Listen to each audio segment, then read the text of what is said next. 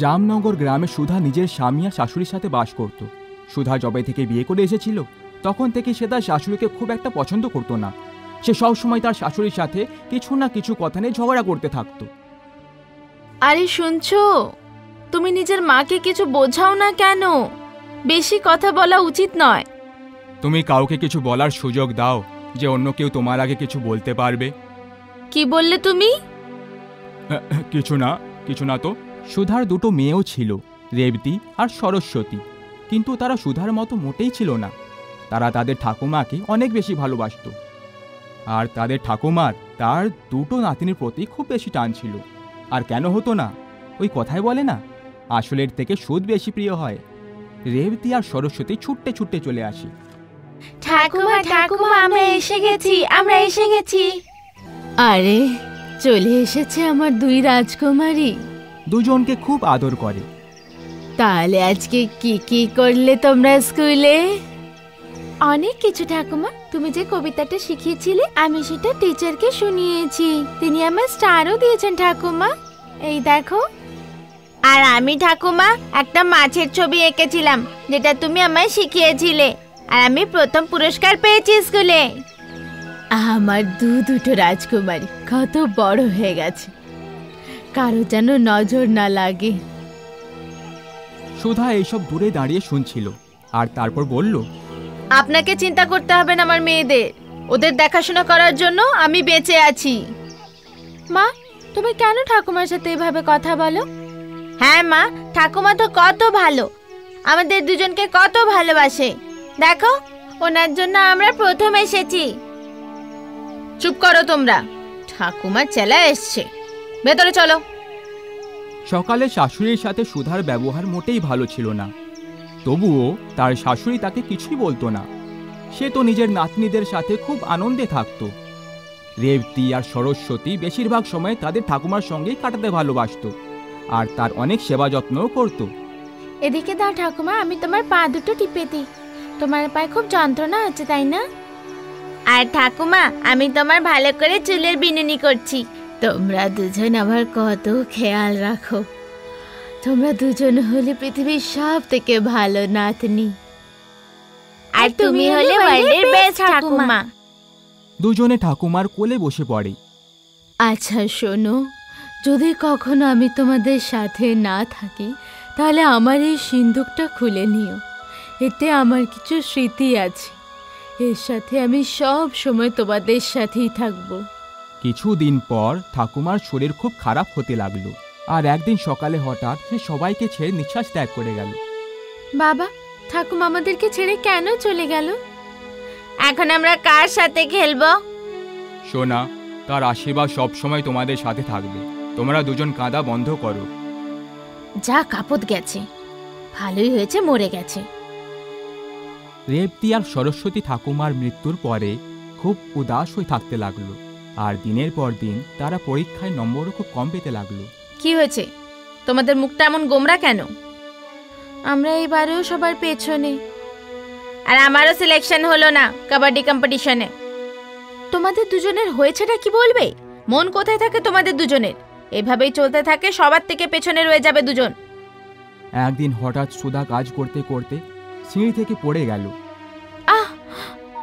আমার পা। কি হয়েছে তোমার? তুমি মাটিতে কি করে পড়লে? প্রথমে আমায় ওঠাও বলবো, তারপর। আমি তো একা একা উঠতেও পারছি না। হে রাম! নিজের হাত দাও আমায়, এসো।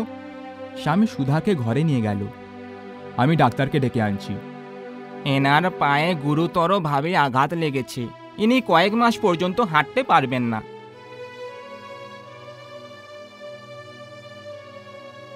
আরে, এসব কি হয়ে গেল? তাহলে এখন রান্না কে করবে? ঠাকুমা যদি বেঁচে থাকতো সবার খেয়াল রাখতো। হ্যাঁ, যখন ঠাকুমা ছিল তুমি গ্রাহ্যই করতে না, আর আজ দেখো নিজে কতটা কষ্ট পাচ্ছ। চুপ করো তোমরা দুজন। তুমি চুপ করো, একদম ঠিক বলেছো। ওরা দুজন এখন এভাবেই পড়ে থাকো বিছানায়। আস্তে আস্তে তাদের বাড়ির অবস্থা আরো বেশি খারাপ হতে লাগলো। রেবতী আর সরস্বতী যেমন রান্না করতে পারতো, তারা সেভাবেই অর্ধেক কাঁচা আর পাকা অবস্থায় রান্না করে খেত, আর বেশিরভাগ সময় তো খাবার বাইরে থেকেই নিয়ে আসতে হতো। তার উপর সুধার ওষুধের খরচও বেড়ে চলেছিল। এত বেশি খরচ, এই মাসে তো 1 টাকাও বাঁচাতে পারলাম না। কি জানি আমাদের বাড়িতে কার নজর লাগলো। আজ ঠাকুমার কথা খুব মনে পড়ছে। হ্যাঁ, যদি আজ বেঁচে থাকতো। সরস্বতী, তোমার মনে আছে ঠাকুমা আমাদের কি বলেছিল? যখন আমি তোমাদের সাথে থাকবো না তখন তোমরা আমার সিন্দুক খুলে নিও। চলো ঠাকুমার ঘরে গিয়ে দেখি। হ্যাঁ, এতদিন হয়ে গেছে আমাদের মনেই ছিল না। চলো চলো। রেবতী আর সরস্বতী ঠাকুমার ঘরে প্রবেশ করে আর তার সিন্দুক খুলে ফেলে। খুলে দেখে তার মধ্যে চমৎকারী মুক্তো দিয়ে সাজানো একটা নূপুর পড়েছিল। এই দেখো সরস্বতী, ঠাকুমার নূপুর। যখন উনি আমাদের মতো বয়সী ছিলেন তখন সে নূপুরটা পরে বেড়াতেন। ঠাকুমা একবার বলেছিলেন, কত সুন্দর দেখতে এটা, একদম আমাদের ঠাকুমার মতো, তাই না? এই নূপুরটা দেখে এমন মনে হচ্ছে যেন আমাদের আশেপাশেই রয়েছে কোথাও ঠাকুমা। চলো একবার এই নূপুরটা পরে দেখা যাক, তাহলে ঠাকুমার আশীর্বাদ সবসময় আমাদের সাথে থাকবে। হ্যাঁ চলো।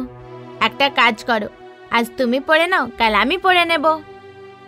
রেবতী এই নূপুরটা পরে স্কুলে চলে যায়। সেখানে তার দৌড়নোর কম্পিটিশন ছিল।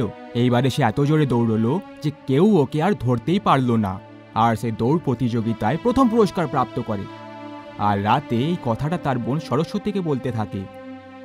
আরে বাহ, এ তো খুব আনন্দের কথা। আর দ্বিতীয় দিনে সরস্বতী ঠাকুমার নূপুর পরে স্কুলে যায় আর পরীক্ষায় সব থেকে ভালো নম্বর পায়। রেবতী, তুমি জানো আজ আমার সব কটা উত্তর মনে ছিল, কি জানি কি করে হলো।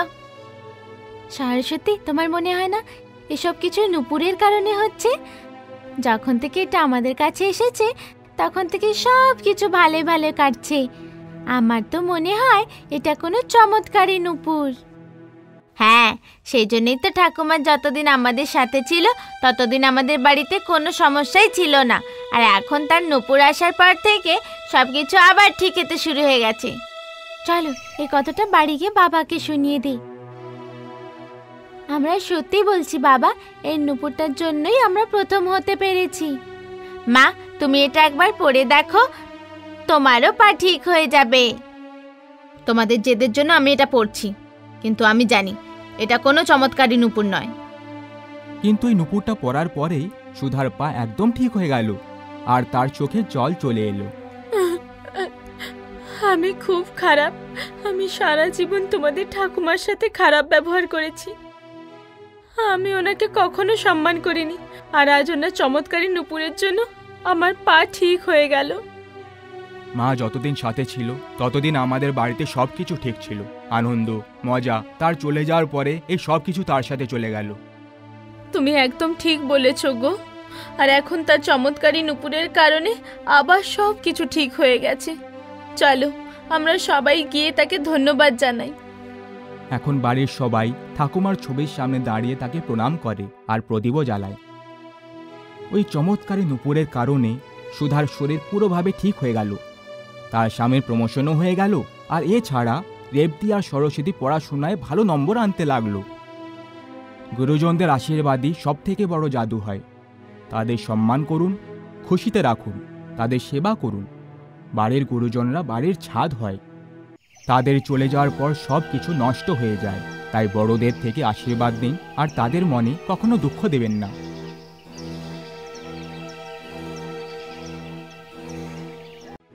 রজতনগর নামের একটি গ্রামে সুস্মিতা নিজের স্বামী, শাশুড়ি আর তার মেয়ে, যার নাম ছিল কাজল, তাদের সঙ্গে একসাথে বাস করত। তার পরিবারের সবার খাবার খুব বেশি শখ ছিল, সেই জন্য সুস্মিতা প্রতিদিন আলাদা আলাদা খাবার তৈরি করত, যার প্রশংসা যেই খেত সেই করত। এমনকি গোটা গ্রাম সুস্মিতা তৈরি খাবারের গন্ধ শুঁকতে আসতো। আজ কি তৈরি করেছো খাওয়ার জন্য? খাবারের সুগন্ধ গ্রামের বাইরে পর্যন্ত ছড়িয়ে পড়েছে। তৈরি তো অনেক কিছুই করেছি, তুমি হাত পা ধুয়ে এসো, আমি তোমার জন্য খাবার এনে দিচ্ছি এক্ষুনি। কাজল, তুমিও তাড়াতাড়ি এসো খেতে। ঠিক আছে মা। তোমার হাতে তো জাদু আছে বৌমা, জানি না কি এমন দাও খাবারে যে রোজ এত খাবার সুস্বাদু হয়ে যায়। সত্যি সুস্মিতা, তোমার হাতের তৈরি খাবার যদি কেউ খেয়ে নেয় তাহলে সে আর অন্য কিছুই খেতে চাইবে না। আমার মা সব থেকে বেস্ট মা, মায়ের মতো খাবার আর কেউ তৈরি করতে পারে না। আরে ব্যাস ব্যাস, এবার আমার প্রশংসাই করতে থাকবে নাকি খাবারটাও খাবে? আরে সুস্মিতা, কাল আমার কিছু বন্ধু আর বস আসছে খাওয়ার জন্য। অফিসে খুব জেদ করেছিল যে কখনো বৌদির হাতের তৈরি খাবার খাওয়াও, তাই আমি ওদের মানা করতে পারলাম না। আর আমার বস যদি খুশি হয়ে যায় তাহলে আমার প্রমোশনটাও হয়ে যাবে। তুমি একদম চিন্তা করো না, কাল আমি এমন খাবার তৈরি করব যে তোমার বস তোমার ডাবল প্রমোশন করে দেবে।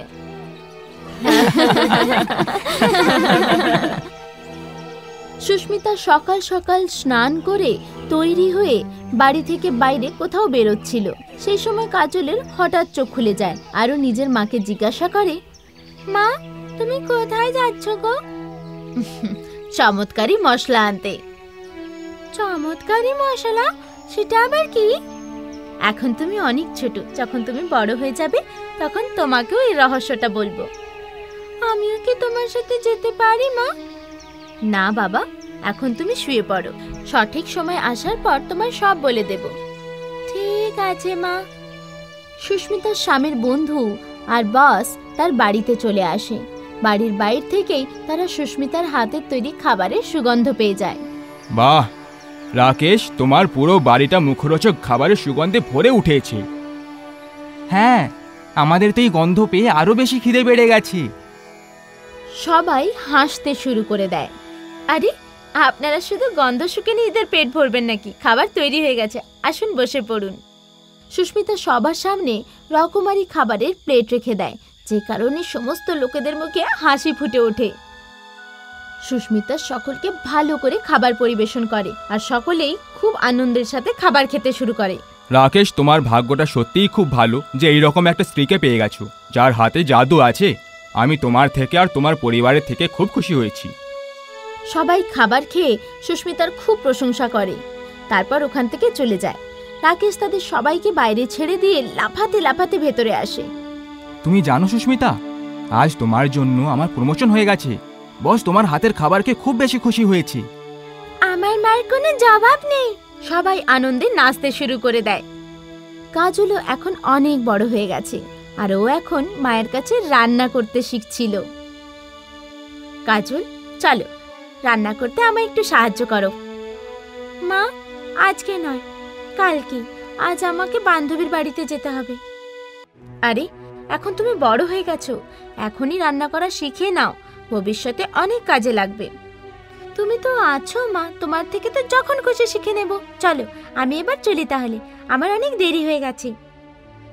এই মেয়েটাও না, কি যে করি এই মেয়েটার। সময় কাটতে লাগলো আর কাজল প্রত্যেকবারে কিছু না কিছু অজুহাত দেখিয়ে দিত যাতে ও রান্নাঘর থেকে পালাতে পারে, কিন্তু সময় সবসময় একরকম থাকে না। একদিন খুব বেশি জ্বরের কারণে সুস্মিতার মৃত্যু হয়ে যায় আর কাজল একদম একলা হয়ে যায়। কিছুদিন পরে কাজলের বাবা কাজলের বিয়ে দিয়ে দেন আর নিজে তীর্থযাত্রা করতে চলে যান। চলে এসো, খাবার তৈরি হয়ে গেছে। মা আসুন, আপনিও খাবার খেয়ে নিন। সবাই খাবার খেতে বসে পড়ে। কাজল সবাইকে খাবার পরিবেশন করে। কাজল, আর কিছু তৈরি করনি খাওয়ার জন্য? কি হয়েছে গো, রান্না ভালো হয়নি নাকি? এরকম কিছুই নয়, খাবারে কোনো স্বাদই পাচ্ছি না। বৌমা, আমরা তো শুনেছিলাম তোমার মায়ের হাতে জাদু ছিল, তাহলে তুমি কি কিছুই শেখনি তার কাছ থেকে, যে কিভাবে শ্বশুরবাড়ির সকলের খেয়াল রাখতে হয়? আমি অন্য কিছু তৈরি করে আনছি মা। তার কোনো দরকার নেই, আমাদের তো খিদেটাই মরে গেছে। সবাই খাবার না খেয়েই চলে যায় ওখান থেকে, আর সেই জন্য কাজলের খুব দুঃখ হয়। বারবার শুধু তার মায়ের কথা মনে পড়ছিল, যখন সে ওকে রান্না শেখার জন্য অনেক করে বলতেন। কাজল রোজ চেষ্টা করত, কিন্তু তার শ্বশুরবাড়ির সকলকে আর তার স্বামীকে খুশি করতে পারল না। আজ অফিসে পঙ্কজের প্রমোশন হয়ে গেল, কারণ তার স্ত্রী তার বসকে রকমারি মুখরোচক খাবার তৈরি করে খুশি করে দিয়েছিল। অন্যদের দেখে কিছু শেখার চেষ্টা করো। আজ এই প্রমোশনটা আমার ছেলেরও হতে পারত, কিন্তু তোমার জন্য এই সুযোগটাও হারাতে হলো। কাজল চেষ্টা করে করে হার মেনে গেছিল। একদিন সে রাত্রে চোখের জল ফেলছিল, তখনই তার মায়ের আত্মা তার সামনে চলে এলো। কাজল, আর কেঁদো না সোনা, আমায় ক্ষমা করে দাও মা, আমি তোমার কথায় গুরুত্বই দিইনি। কোনো ব্যাপার না কাজল, তোমার এই অবস্থা দেখে আমি আর থাকতে পারলাম না, সেই জন্য আমি তোমায় সেই চমৎকারী মশলার রহস্য বলতে এলাম। হ্যাঁ মা, প্লিজ আমায় বলো, তুমি এই চমৎকারী মশলাটা কোথা থেকে আনতে? কাজল, আমাদের বাড়ির পেছনে একটা জঙ্গল আছে, সেই জঙ্গলে মা অন্নপূর্ণার মন্দির রয়েছে। তুমি মা অন্নপূর্ণা দেবীর কাছে গিয়ে প্রার্থনা করবে, তখন সে তোমায় ওই চমৎকারী মশলা নিশ্চয়ই দিয়ে দেবে। আমার মা আমাকে এই রহস্যটা বলেছিলেন, আর আমি তোমায় সঁপে দিচ্ছি। সদা সুখী থেকো সোনা। কাজল নিজের মায়ের কথা মতো সেই জঙ্গলে যায় আর অন্নপূর্ণা দেবীর কাছে প্রার্থনা করতে শুরু করে। তখন অন্নপূর্ণা দেবী তাকে দর্শন দেয় আর একটা চমৎকারী মশলা তাকে দিয়ে দেয়। কাজল দেবীকে ধন্যবাদ জানিয়ে বাড়িতে এসে সেই মশলাটা দিয়ে রান্না করতে শুরু করে।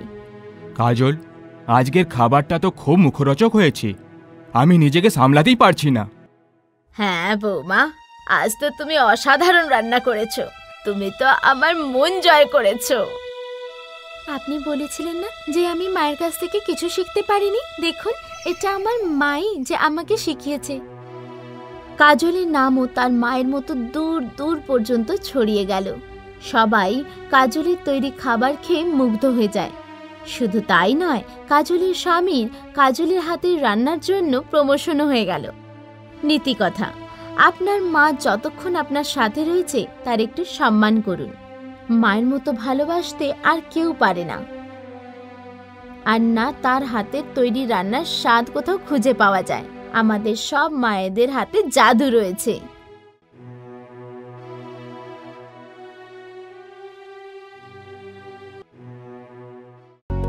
শান্তিনিকেতন সোসাইটিতে আগরওয়াল বাবুর বাড়িতে শাশুড়ি বৌমার মধ্যে সব সময় ঝগড়া ভালোবাসা চলতেই থাকতো। আরে দেখো শাশুড়ি মা, ইউটিউবে 1 মাসের মধ্যেই আমার পুরো 1 লক্ষ ফলোয়ার মানে সাবস্ক্রাইবার হয়ে গেছে। আরে বৌমা, তুমি কি সংসার ছেড়ে দিয়ে সন্ন্যাস নিচ্ছ নাকি, যে একটা সন্ন্যাস হয়ে ঘুরছো আর লোকেরা তোমায় ফলো করছে? আরে না না শাশুড়ি মা, এরা তারা যারা আমায় পছন্দ করে। হায় নির্লজ্জ মেয়ে, নিপিতা, বেহায়া, আমার এত ভালো একটা ছেলে থাকার পরেও তোর এই লক্ষ লক্ষ লোকেদের কি দরকার পড়েছে? আরে এরকম কিছু নয় শাশুড়ি মা, ইউটিউব হলো একটা সোশ্যাল মিডিয়া প্ল্যাটফর্ম, যেখানে আমি নিজের রেসিপির ভিডিও আপলোড করি, যেটা লোকেরা দেখে আর পছন্দ করে। যে লোকগুলো আমাদের ভিডিও পছন্দ করে তারা আমাদের ফলোয়ার হয়ে যায়। এইভাবে এত কম সময়ের মধ্যে আমার 1 লক্ষেরও বেশি নতুন ফলোয়ার হয়ে গেছে। তা এত খুশি হওয়ার কি আছে? ওই বেচারাগুলো কিছু জানে না যে তোর রেসিপি শুধু দেখতেই ভালো লাগে। যদি সেটা কেউ একবারের মতো চেখে দেখে তাহলে সেই বেচারাকে স্বর্গের ফলোয়ার হয়ে যেতে হবে। হ্যাঁ হ্যাঁ, নিজে না পারলে লোকেরা এই ধরনের কথা বলে। কি বললে বৌমা? শাশুড়ি মা, এবার তো মেনে নাও যে আমার উন্নতি দেখে তোমার খুব ঈর্ষা হচ্ছে। ঈর্ষা? তা আবার তোর থেকে? তুই কি জানিস, যখন আমি কলেজে যাওয়ার জন্য বাড়ি থেকে বেরোতাম অন্তত 4-5টার মতো ছেলে আমায় এইভাবেই ফলো করতে থাকতো। আর আজ পর্যন্ত আমি তোর মতো যদি এরকম চ্যানেল খুলে দিই না, তাহলে আমারও সাবস্ক্রাইবার তোর থেকে বেশি হবে। আচ্ছা, তাহলে শর্ত লাগাও, আমিও দেখব পরের মাস পর্যন্ত কার সাবস্ক্রাইবার বেশি হয়, আমিও দেখতে চাই। এটা আবার জিজ্ঞেস করার কথা নাকি? অফকোর্স আমিই জিতবো। আগরওয়াল বাবুর পরিবারে যুদ্ধের সানাই বেজে উঠল।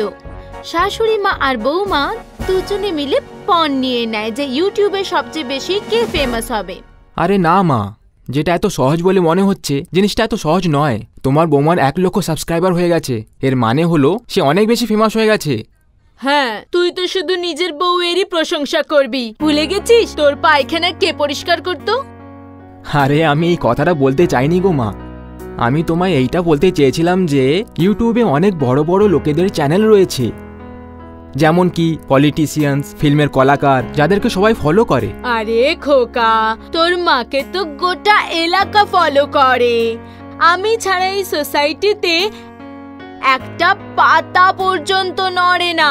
তুই শুধু একবার আমার এটা শুরু করিয়ে দে। ঠিক আছে, এই নাও মা, আমি তোমার নামে চ্যানেল তৈরি করে দিয়েছি।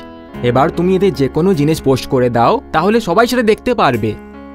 সবাই? মানে ওর মা ওর বাবাও দেখতে পাবে নাকি?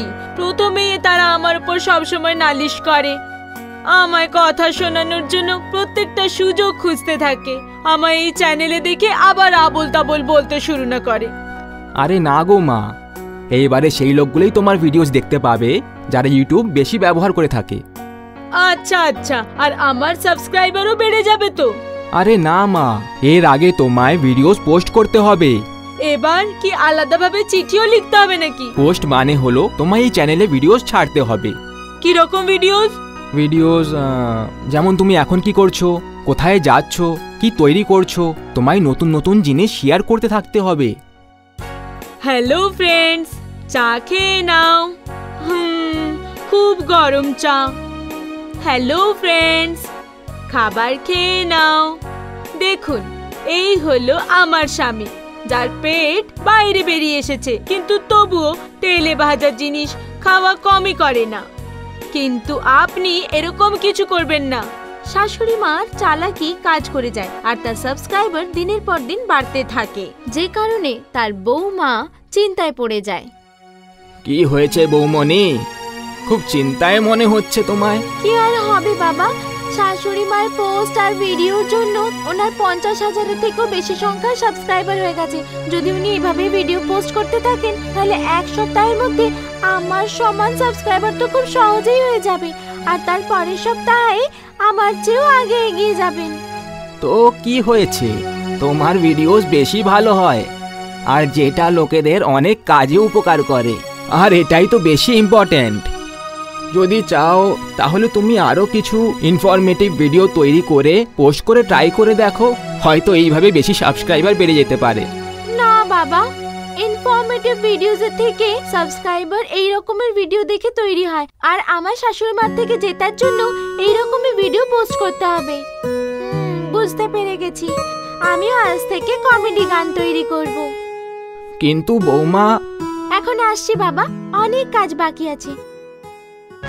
কুলফি আমি খেয়ে নিয়েছি আজ, কুলফি আমি খেয়ে নিয়েছি আজ। সুস্থ শরীরের এটাই সিক্রেট, সুস্থ শরীরের এটাই সিক্রেট। বৌমা শাশুড়ি মা এই সোশ্যাল মিডিয়ার লড়াইয়ে এত বেশি ডুবে গেছিল যে এখন তারা ভুলে গেছে তাদের আশেপাশেও একটা আলাদা জীবন আছে। এইরকম সময় শ্বশুর আর ছেলে দুজনে মিলে ডিসাইড করে ফেললো যে এই দুজনের এবার সঠিক শিক্ষা দেওয়াটা খুব দরকার। তুমি কি নিজের চ্যানেল থেকে এই করোনা থেকে বাঁচার জন্য ওষুধ শেয়ার করেছিলে? আরে আমি এই পোস্টটা হোয়াটসঅ্যাপ থেকে পেয়েছিলাম। আমি ভাবলাম আমার সমস্ত সাবস্ক্রাইবারদের ওই ওষুধটার বিষয়ে জানকারি দেওয়া উচিত, সেই জন্য আমি এই ভিডিওটা তৈরি করেছিলাম। তুমি কি জানো এটা একটা ফেক নিউজ বলে? আর তোমার শুধু এই পোস্টের কারণে তোমার কতগুলো সাবস্ক্রাইবার্স নিজের প্রাণ হারাতে পারে। হ্যাঁ কি? তুমি ওর দিকে এভাবে দেখো না, তুমিও তো অনেক রকমের ভিডিওস তৈরি করে নিজের অ্যাকাউন্টে শেয়ার করেছিলে, যা থেকে লোকেদের মধ্যে ঝগড়ার সৃষ্টি হয়ে গেছে। কি এই সাবস্ক্রাইবারের চক্করে আমাদের দ্বারা এসব পাপ হয়েছে? কিন্তু কারোর কোনো ক্ষতি হোক এটা আমরা একদম চাইনি। আমি আজই আমার অ্যাকাউন্টটা বন্ধ করে দেব। হ্যাঁ, আর আমিও। সেটা করার কোনো দরকার নেই, এখনের মতো তুমি শুধু ওই পোস্টটা ডিলিট করে দাও।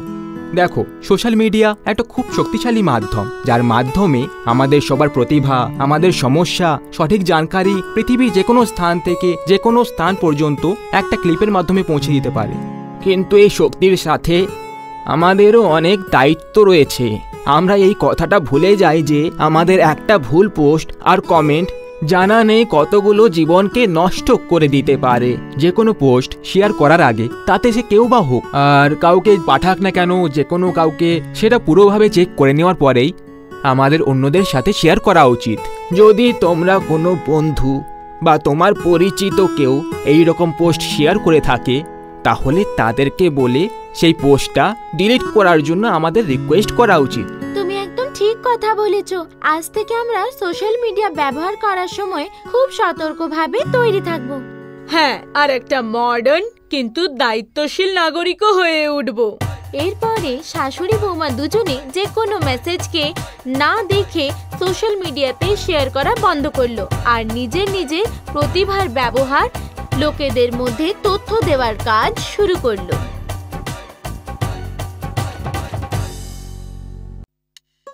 জবলপুর নামের একটা ছোট শহরে প্রবাস আর তার স্ত্রী রাধা বসবাস করত। তারা দুজন একটা ছোট্ট মতো ধাবা চালাতো। প্রবাস তার রাধা ধাবাতে খাবার তৈরি করত আর আশেপাশের লোকেরা সেখানে খাবার খেতে আসতো। তাদের এই ধাবা ভালোই চলে যেত। কেমন আছো প্রবাস বাবা? সবকিছু ঠিক আছে তো নাকি? হ্যাঁ জেঠু, সবকিছু ভগবানের দয়ে চলে যাচ্ছে আর কি। তুমি এটা শুনেছো না শোনোনি? আজকাল দেশে করোনা রোগ খুব বেশি ছড়িয়ে পড়েছে। হ্যাঁ, এই বিষয় আমিও শুনেছি। সেই জন্য এখানে আগের মতো লোকেদের ভিড় হওয়া বন্ধ হয়ে গেছে। জানি না কি যে হবে এই দেশটার। চলো, আমি তাহলে চলি এখন। প্রবাস ওই কাস্টমারের কথাগুলো আবার ভাবতে লাগলো আর নিজের স্ত্রীকে বলল, রাধা, যদি এই রোগটা এইভাবেই বাড়তে থাকে তাহলে আমাদের এই ছোট্ট ধাবাটার কি হবে? হ্যাঁ, কথাটা তো তুমি একদম ঠিক বলেছ। প্রথম কথা, এখানে বেশি জায়গাও নেই আর উপরে এই রোগটা স্পর্শ করলেও ছড়িয়ে পড়ে। হ্যাঁ, যদি আমাদের ধাবা না চলে তবে আমাদের থাকা খাওয়ার খরচ বন্ধ হয়ে যাবে। তুমি বেশি চিন্তা করো না, আমরা কিছু না কিছু নতুন উপায় খুঁজে বার করব।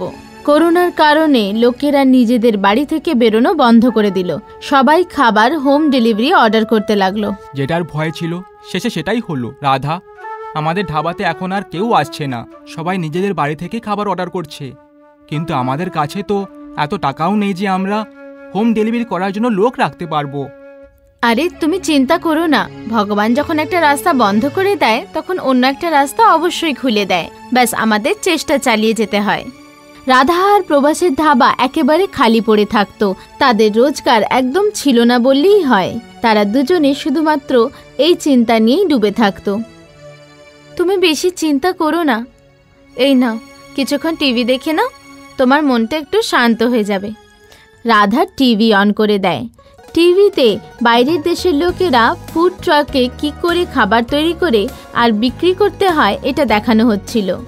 এটা দেখার পর প্রবাস উৎসাহিত হয়ে বলল, রাধা, যদি আমরাও এরকম কোনো ফুড ট্রাক তৈরি করে দেখি আর আমাদের খাবার লোকেদের ঘরে ঘরে গিয়ে পৌঁছে দিই? হ্যাঁ, আইডিয়াটা খারাপ নয়, কিন্তু এত বড় ট্রাক আমরা কিনতে পারবো কি করে? হ্যাঁ, এই কথাটা তুমি ঠিকই বলেছো, কিন্তু আমাদের হাল ছেড়ে দিলে চলবে না রাধা। আমরা কিছু উপায় নিশ্চয়ই বের করব। যদি তোমার অনুমতি থাকে আমি কিছু বলবো।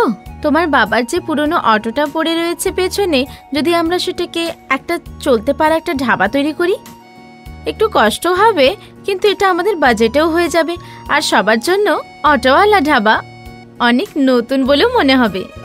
আমরা যখন ভেবে নিয়েছি তখন কিছু করেই হার মানবো। যারা দিনরাত পরিশ্রম করে তাদের ভগবানও সাথ দিয়ে থাকে। চলো আজ থেকেই অটোতে কাজ শুরু করে দিই আর একটা নতুন বিজনেসের সূচনা করে দিই।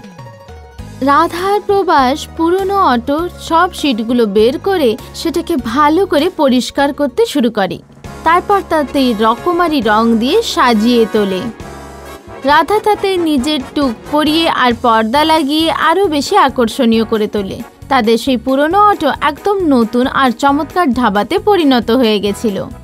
দেখতে কি সুন্দর লাগছে তাই না? এটা আমাদের সেই পুরনো ধাবাটাই তো। এই সব কিছু তোমার সাহায্যের জন্য সম্ভব হতে পেরেছে রাধা। এবার ধাবার ভেতরে তাড়াতাড়ি খাবারগুলো রেখে দিই, তারপর বেরিয়ে পড়ি আমাদের নতুন সফরে। হ্যাঁ, চলো ভেতরে খাবার রেখে দিই আর বাসনপত্রগুলো। রাধা আর প্রবাস অটোওয়ালা ধাবাতে সব জিনিসপত্র রেখে আর একটা মাইক সাথে নিয়ে নেয়। তারপর বেরিয়ে পড়ে গলি গলিতে। আসুন আসুন আর এসে মজা নিন নিজেদের বাড়ির বাইরে ধাবার মজাদার মুখরোচক খাবারের। আপনার বাড়ির ঠিক বাইরে। এবার না আসা, এবার না যাওয়া, বেরিয়ে দেখুন, পাবেন মুখরোচক মজাদার খাবার। আসুন আসুন আর মজা করুন অটোওয়ালা ধাবার খাবার খেয়ে। লোকেরা যতই আওয়াজ শুনতে পাচ্ছিল আর অটোওয়ালা ধাবা দেখছিল, তখন তাদের এই অটোওয়ালা ধাবা খুবই সুন্দর আর অবিশ্বাস্য মনে হচ্ছিল, যে কারণে তার রাধা আর প্রবাসের হাতের খাবারও কিনছিল আর তাদের ছবিও তুলছিল। দেখতে দেখতে রাধা আর প্রবাসের এই অটোওয়ালা ধাবা অনেক প্রচলিত হয়ে গেছিল আর লোকেদের মধ্যে তাদেরকে দেখার জন্য উৎসাহ বেড়ে চলেছিল। দেখছো, আমাদের কষ্টের সব দাম শোধ হয়ে যাচ্ছে। হ্যাঁ রাধা, আমি তো কখনো ভেবেও দেখিনি যে এই অটোওয়ালা ধাবার আইডিয়া সবাই এত বেশি পছন্দ করবে বলে। অটোওয়ালা ধাবার গাড়ি দেখার পরেই সকলের মন খুব আনন্দে মেতে ওঠে।